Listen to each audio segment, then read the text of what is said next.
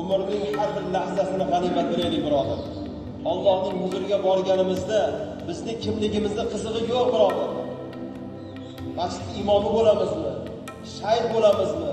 25 marotaba hajga borib kelgan bo'lamizmi? Qizig'i yo'q birodarlar, qizig'i yo'q. Bizning amallarimizning qizig'i bor.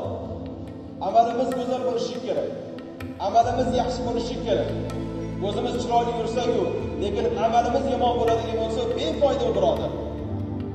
Shuning uchun amallarni go'zal bajarishimiz kerak. Mo'min banda, musulmon banda ibodatida, taqvosida mustahkam turishi kerak. Hozir imkoniyat bor. Bu imkoniyat ertaga bo'ladimi yo'qmi, Alloh taoloning o'zi biladi. Shuning uchun ertaga namoz o'qiyman-da, ertaga ibodat qilaman-da, yoki jumadan boshlayman-da, yoki hayitdan boshlayman-da, yoki pensiyaga chiqolay keyin boshlayman-da degan xom xayollarni yig'ishtiraylik birodarlar. Masjidlar go'zal. Masjidning go'zalligi nima bilan? Namozxonlar bilan bo'ladi birodar. Ibodatli insonlar ko'payishi kerak.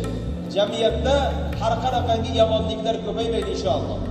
Chunki namozxon insondan yomonlik chiqmaydi.